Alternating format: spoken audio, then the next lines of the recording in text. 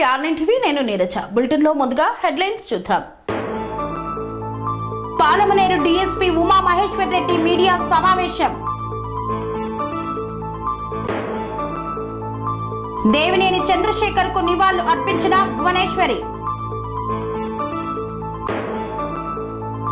Third front ప్రణాళికలో విప్లవాత్మకమైన 10 చట్టాలు. శ్రీ ఓం శక్తి అమ్మవారి దేవస్థానంలో ఘనంగా పూజాది కార్యక్రమాలు. తోట రాధేష్ రాయల్ జన్మదినం సందర్భంగా అన్నదాన కార్యక్రమం. నారా భువనేశ్వరికి ఘన స్వాగతం పలికిన టీడీపీ శ్రేణులు. మైలవరం సీటు దేవినేని ఉమా మహేశ్వరరావుకు కేటాయించాలని వినతి. మా మెడికల్ కాలేజ్ మాకే కావాలని బీజేపీ నాయకుల రాస్తారోకో.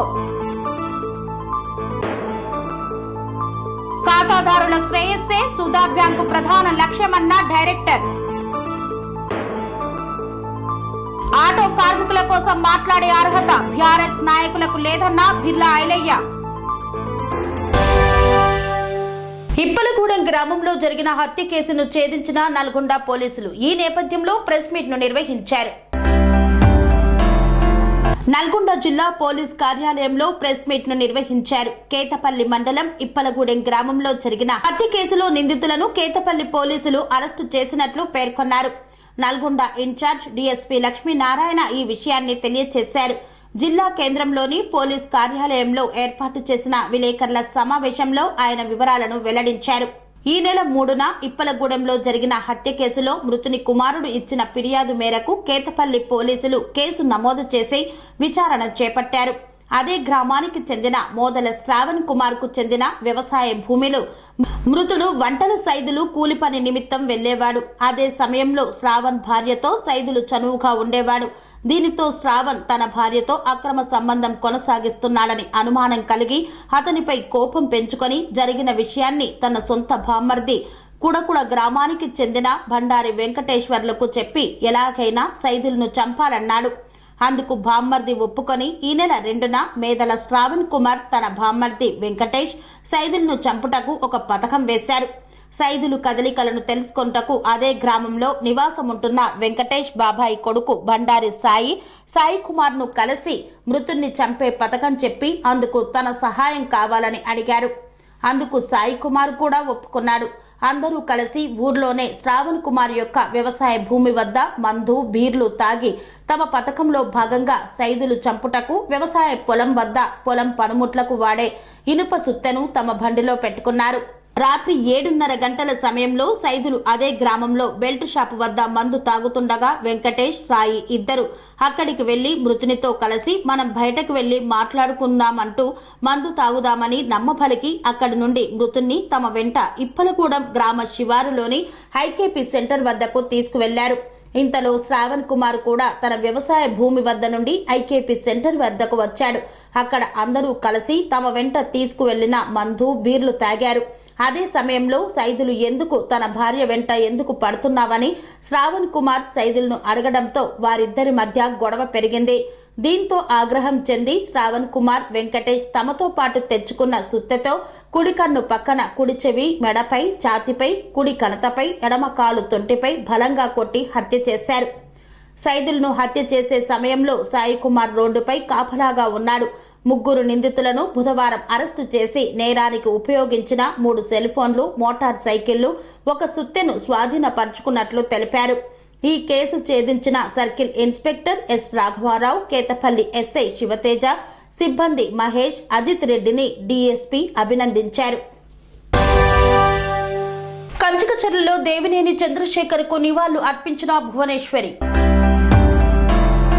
కంచికచర్లకు చేరుకున్న భువనేశ్వరి దేవినేని చంద్రశేఖర్ కు నివాళులు అర్పించారు. చంద్రశేఖర్ తల్లి సీతమ్మ, భార్య పల్లవి, కుమార్తెలను, కుటుంబ సభ్యులను ఓదార్చారు భువనేశ్వరిని చూసి భావోద్వేగానికి గురై కంటతడి పెట్టిన సీతమ్మ కుటుంబ సభ్యులు.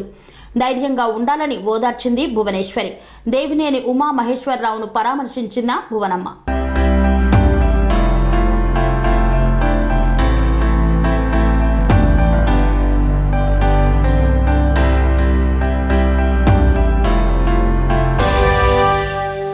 యుఎస్ఎస్ఏ థర్డ్ ఫ్రంట్ ప్రణాళికలో విప్లవాత్మకమైన మార్పులకు శ్రీకారం చుడుతున్నట్లు మీడియా సమావేశంలో వెల్లడించారు. దేశ సమగ్రత, సమభావం, సత్వర సుస్థిర అభివృద్ధి నిర్మాణం కోసం థర్డ్ ఫ్రంట్ ప్రణాళికలో విప్లవాత్మకమైన ప్రగతిశీల అభివృద్ధి 10 చట్టాలను చేరుస్తున్నట్లు థర్డ్ ఫ్రంట్ వ్యవస్థాపక జాతీయ అధ్యక్షులు దేవరపల్లి మహేష్ మీడియా సమావేశంలో వెల్లడించారు. ఎన్డీఏ ఫ్రంట్ ని వ్యతిరేకించడానికో లేక ఇండియా ఫ్రంట్ ని విమర్శించడానికో థర్డ్ ఫ్రంట్ నిర్మాణం చేయలేదని ఆయన ముందుగా స్పష్టం చేశారు. ప్రజా ప్రయోజనాలు నెరవేర్చలేని ఎన్ని ఫ్రంట్లు ఉన్నా అవి నిరుపయోగమేనని అన్నారు.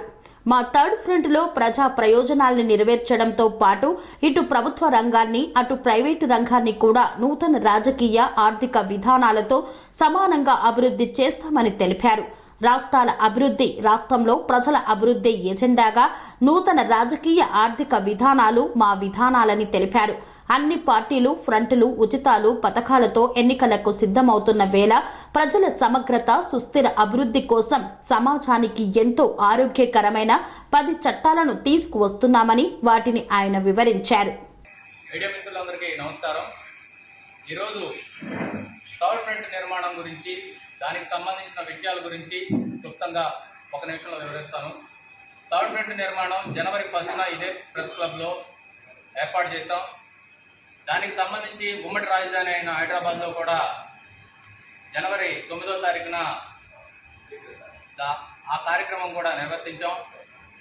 ప్రధానంగా ఈ థర్డ్ ఫ్రంట్ నిర్మాణం అనేది జాతీయ స్థాయిలో చేయాలని చెప్పేసి మొదట నిర్ణయించాం. దానికి ప్రణాళికాబద్ధంగా ముందుకు వెళ్ళడానికి కొన్ని కార్యక్రమాలు చేసి తర్వాత ఢిల్లీలో జాతీయ స్థాయిలో నిర్మాణం చేద్దామని చెప్పేసి కాస్త వ్యవధి ఉండాలని చెప్పి సమయం తీసుకున్నాం. థర్డ్ ఫ్రంట్ నిర్మాణం జాతీయ స్థాయిలో జరుగుతున్నప్పుడు దానికి సంబంధించిన విషయాలు చెప్పాల్సి వచ్చినప్పుడు ఎన్డీఏ కూటమిని వ్యతిరేకించడానికో ఇండియా కూటమిని విమర్శించడానికో మేము ఈ థర్డ్ ఫ్రంట్ నిర్మాణం చేయలేదు. ప్రజా ప్రయోజనాలను నెరవేర్చడం కోసం, దానికి సంబంధించి అన్ని రంగాల్లో అభివృద్ధిని చేయడం కోసం ఈ థర్డ్ ఫ్రంట్ నిర్మాణం చేశాం. ఈ థర్డ్ ఫ్రంట్లో మా ప్రణాళికలో ముందుగా చట్టాలు ఉండాలని చెప్పేసి సూచిస్తున్నాం. ఆ చట్టాలు ఎలా ఉండాలంటే వ్యవసాయ రంగంలో పెట్టుబడులు, తర్వాత వ్యవసాయ రంగం గురించి కొన్ని చట్టాలు, కామన్ మార్కెట్ గురించి మనం చూస్తూ ఉంటాం. ఎక్కడో రూపాయికి పారబోతుంటే ఇక్కడ మనం 100 రూపాయలకి కొనుక్కుంటున్నాం. ఎలాంటి అసమానతలు లేకోకుండా ఒక కామన్ మార్కెట్ని రూపొందిస్తున్నాం. దానికి సంబంధించిన కూడా చట్టాలు చేర్చాం. అలాగే సంఘటిత రంగం, అసంఘటిత రంగం వీటిల్లో ఉన్న వాళ్ళను కూడా మంచి మంచి పొజిషన్లలో తీసుకురావడానికి అసంఘటిత రంగంలో ప్రోత్సాహాలు, సంఘటిత రంగంలో సేవలు, అలాగే ప్రభుత్వ ఉద్యోగాలకు నిర్ణీత తేదీకి ఒకసారి జీతాల పెంపు వంటి చట్టాలు ఉన్నాయి. అలాగే క్యాస్ట్ సీలింగ్, ఇప్పుడు వరకు కులం గురించి కుల నాయకులు అందరూ కూడా వివిధ రకాలుగా ప్రజల్ని విభజించుకుంటూ వచ్చారు. అలాంటిది ఇక లేకోకుండా కొన్ని చట్టాలు, అంటే క్యాస్ట్ సీలింగ్ అంటే ప్రధానంగా అది అందరికీ ఆమోదయోగ్యంగా ఉండడానికి చట్టం తీసుకున్నాం.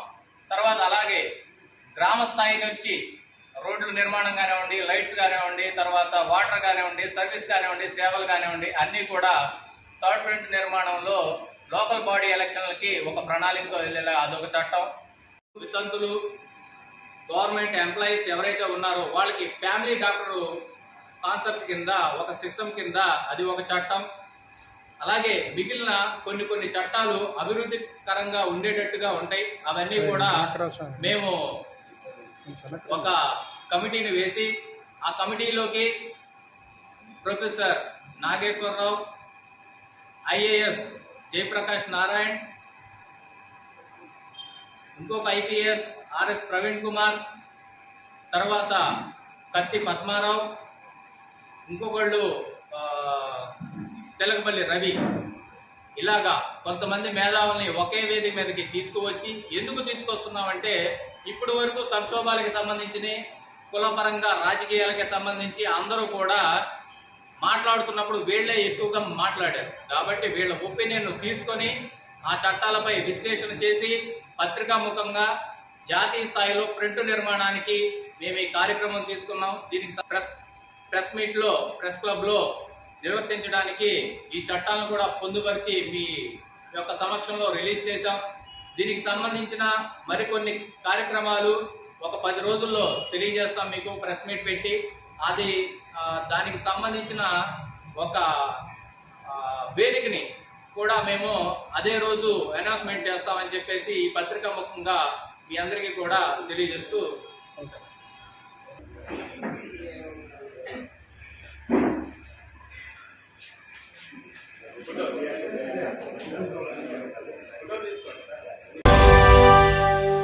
శ్రీ ఓం శక్తి అమ్మవారి దేవస్థానంలో ప్రత్యేక పూజాది కార్యక్రమాలు నిర్వహించిన అనంతరం అన్నదాన కార్యక్రమాన్ని చేపట్టారు ఆలయ కమిటీ సభ్యులు.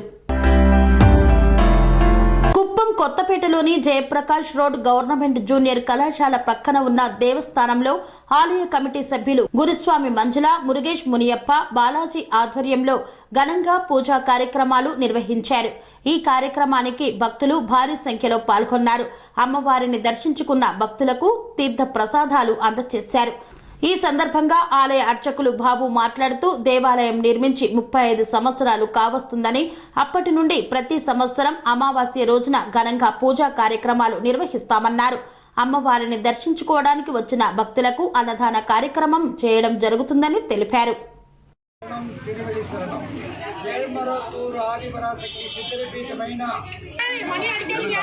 అమ్మవారి ఈ రోజు ఆశీస్సులతో ఈ కుప్పం నియోజకవర్గంలో ఈ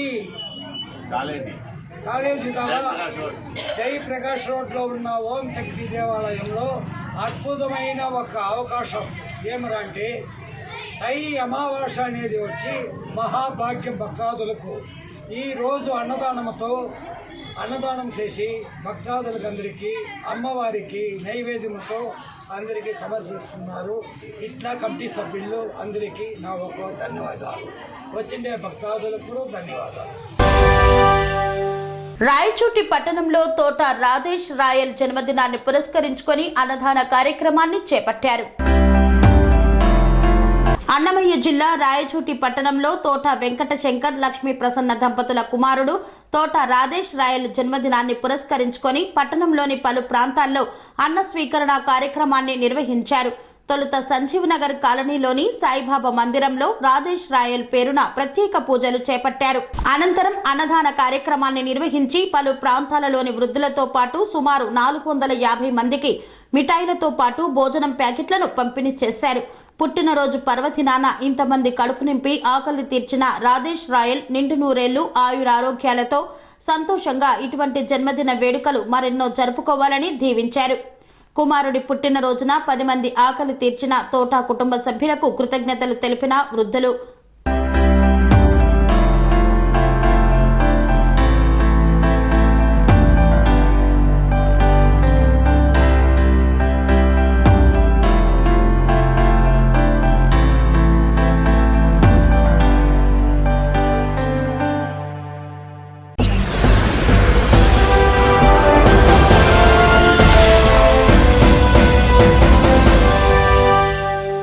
వార్తల్లో చిన్న విరామం. పనేసియా మెరిడియన్ హాస్పిటల్స్ ప్రతి సామాన్యుడికి అందుబాటులో అంతర్జాతీయ వైద్య ప్రమాణాలతో వైద్యం, 24 గంటల అంబులెన్స్ సర్వీసుతో పాటు అత్యవసర సేవలతో ఏర్పాటైన చికిత్సా విభాగం. మా దగ్గర గుండె సంబంధిత, మూత్రపిండ, కాలేయ, కంటి జబ్బులకు, మోకాళ్ల శస్త్ర చికిత్సతో పాటు కోవిడ్-19, బ్లాక్ ఫంగస్ వంటి వైరస్లకు, అన్ని రకాల ఆరోగ్య సమస్యలకు నమ్మకమైన అత్యాధునిక వైద్య చికిత్సను అందిస్తున్న హాస్పిటల్ పనేసియా మెరిడియన్ హాస్పిటల్స్.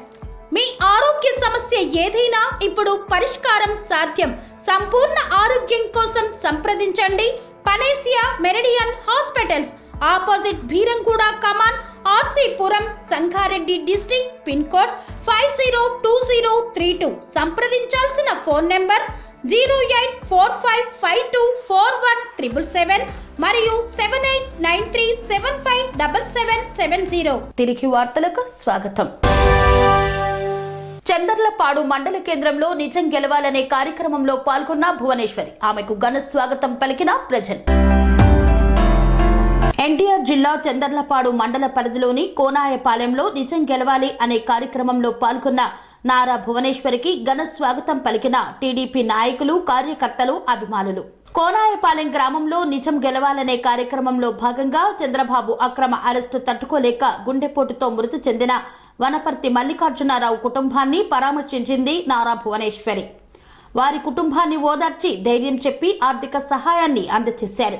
ఈ సందర్భంగా ఆమె మాట్లాడుతూ త్వరలో మనం కురుక్షేత్రంలో అడుగు పెట్టబోతున్నామని, కురుక్షేత్ర యుద్ధంలో గెలిచి రాష్ట్ర భవిష్యత్తును కాపాడాల్సిన బాధ్యత ప్రతి ఒక్కరిపైన ఉందని తెలిపారు. ఇప్పుడు దాకా 90 కుటుంబాలని నేను కలిశాను. ఇంకా ఒక 160 కుటుంబాలు ఉన్నారు. నేను తప్పకుండా నా కర్తవ్యం నేను మర్చిపోను. మా బిడ్డల్ని ప్రతి ఒక్కరి ఇంటికి వెళ్ళి నేను కలుస్తాను. తర్వాత మీ అందరికీ తెలుసు 60 రోజులు 70 రోజులు మనం కురుక్షేత్రం ఎదుర్కొంటున్నాం. అది తప్పకుండా మనమే గెలుస్తాం. జై తెలుగుదేశం, జై అమరావతి. అందరికీ నా కృతజ్ఞతలు, నా ధన్యవాదాలు. నమస్కారం అండి. మైలవరం సీటును దేవినేని ఉమా మహేశ్వరరావుకు కేటాయించాలని అతని అనుచరులు భువనేశ్వరిని కోరారు. ఎన్టీఆర్ జిల్లా నందిగామ మైలవరం సీటు దేవినేని ఉమా మహేశ్వరరావుకు కేటాయించాలని కోరిన అనుచరులు కంచికచర్ల పట్టణంలో దేవినేని చంద్రశేఖర్ కుటుంబాన్ని పరామర్శించిన మాజీ ముఖ్యమంత్రి నారా చంద్రబాబు నాయుడు సతీమణి నారా భువనేశ్వరి దేవినేని చంద్రశేఖర్ చిత్రపటానికి పూలమాల వేసి నివాళులు అర్పించిన నారా భువనేశ్వరి దేవినేని ఉమా మహేశ్వరరావు అనుచరులు మైలవరం సీటు కేటాయించాలని నారా భువనేశ్వరిని కోరారు. 5 మండలాలు గత 5 సంవత్సరాలుగా దేవినేని ఉమా మహేశ్వరరావు తిరుగుతూ తెలుగుదేశం కార్యకర్తలను కాపాడుకుంటూ వచ్చారని పేర్కొన్నారు. మైలవరం నియోజకవర్గంలో వైసీపీ ఎమ్మెల్యే వసంత కృష్ణప్రసాద్ పార్టీ కార్యక్రమాలకు దూరంగా ఉండటంతో వైసీపీకి ఇన్ఛార్జిగా నియమించారన్నారు. దీంతో వసంత కృష్ణ ప్రసాద్ టీడీపీలోకి వస్తారని ప్రచారం ఉండటంతో మైలవరం తెలుగుదేశం పార్టీ టికెట్ను దేవినేని ఉమాకే కేటాయించాలని అనుచరులు నారా భువనేశ్వరి వద్ద విన్నవించారు. మైలవరం సీటు వేరే వాళ్లకు కేటాయించవద్దని భువనేశ్వరి దేవిని ఉమా అభిమానులు వేడుకున్నారు. యాదగిరిగుట్టకు కేటాయించిన మెడికల్ కాలేజీని వేరే ప్రాంతాలకు తరలించవద్దని బీజేపీ నాయకులు రాస్తారోకో చేపట్టారు. యాదగిరిగుట్టకు కేటాయించిన మెడికల్ కాలేజీని వేరే ప్రాంతానికి తరలించవద్దని బీజేపీ యువ మోర్చా ఆధ్వర్యంలో భువనగిరిలో రాస్తారోకో నిర్వహించారు. బీజేపీ యువ మోర్చా ప్రధాన కార్యదర్శి జగన్మోహన్ రెడ్డి మీడియాతో మాట్లాడుతూ మా మెడికల్ కాలేజీ మాకే కావాలంటూ వేరే ప్రాంతానికి తరలిస్తే ఊరుకునే ప్రసక్తే లేదని, ఉమ్మడి నల్గొండ జిల్లాలో 2 మంత్రులున్నారు. మెడికల్ కాలేజీ వేరే ప్రాంతానికి తరలిస్తే 2 మంత్రులకు ఈ ప్రాంతంలో తిరగనివ్వమని, ఆలేరు, భువనగిరి కాంగ్రెస్ పార్టీ ఎమ్మెల్యేలు ఏం చేస్తున్నారని ప్రశ్నించారు. చెందిన మెడికల్ కళాశాలను అదే ప్రాంతంలో ఏర్పాటు చేయాలని చెప్పేసి భారతీయ జనతా యువ మోర్చా ఆధ్వర్యంలో ఈరోజు భువనగిరిలో రాస్తారోకో చేయడం జరిగింది. ఒకవేళ మీకు చాతన కాకపోతే ఈ జిల్లాలో ఉన్నటువంటి మంత్రులు కానీ ఎమ్మెల్యేలు కానీ వెంటనే రాజీనామా చేయాలి. విద్యార్థుల భవిష్యత్తుతో ఆటలాడదని చెప్పేసి భారతీయ జనతా యువ మోర్చా మిమ్మల్ని డిమాండ్ చేస్తాం. మెడికల్ కొడంగల్కు తీసుకుపోవడాన్ని తీవ్రంగా వ్యతిరేకిస్తూ విద్యార్థులతో కలిపి రాస్తారోకో చేయడం జరిగింది. మనకు యాదగిరిగుట్టలోని మల్లాపూర్లో 65 ఎకరాలు భూమిని కేటాయించి నెంబర్ 65లో 20 ఎకరాల భూమిని కేటాయించారు. అదేవిధంగా జీవో నెంబర్ 85ని అమలు చేస్తూ యాదాద్రిలోనే మెడికల్ కాలేజ్ ఉండవలసిందిగా కోరుచున్నాం. ఇలాంటి చాతగాని ప్రభుత్వ విప్ వీళ్ళ గారు తక్షణమే రాజీనామా చేయాలి, లేదా మన మెడికల్ కళాశాల మనకు తీసుకొని రావాలి. లేని ఎడల వీళ్ళ ఇల్లును ముట్టడి చేయడానికి యువమోర్చా కార్యకర్తలందరూ సిద్ధంగా ఉన్నాం. రేవంత్ రెడ్డి గారు, మీరు ఇక్కడ ఉన్నటువంటి కోమటిరెడ్డి ఎక్కారెడ్డి గారు, ఉత్తమ్ కుమార్ రెడ్డి గారు, యాదాద్రి భువనగిరి జిల్లా నుంచి పార్లమెంట్ సభ్యుడిగా ఉన్న వెంకటరెడ్డి గారికి హెచ్చరిస్తూ ఉన్నాం. ఇక్కడ ఉన్నటువంటి మెడికల్ కాలేజ్ ఒకవేళ తీసుకపోతే మీరు తీవ్ర పరిణామాలు ఎదుర్కోవాల్సి వస్తుందని ఈ సందర్భంగా హెచ్చరిస్తూ మా కళాశాల మాకు కావాలి, మా కళాశాల మా కళాశాల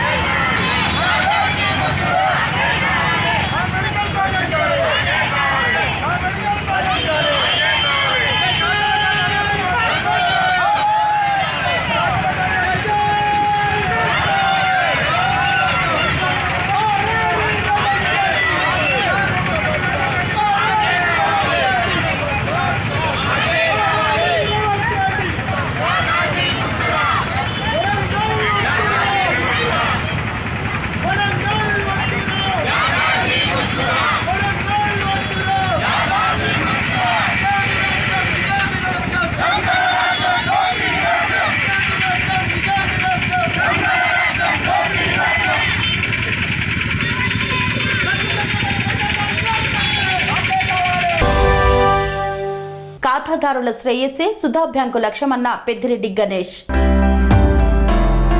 ఖాతాదారుల శ్రేయస్సుకు సుధా బ్యాంకు అధిక ప్రాధాన్యత ఇస్తుందని bank managing director Peddireddy Ganesh అన్నారు.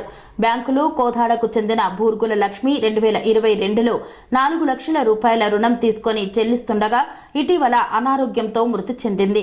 నాడు రుణం మంజూరు సమయంలో బ్యాంకు మేనేజ్మెంట్ మరియు మేనేజర్ ఖాతాదారుల శ్రేయస్సును దృష్టిలో పెట్టుకుని శ్రీరామ్ లైఫ్ ఇన్సూరెన్స్ బీమా సౌకర్యం కల్పించారు.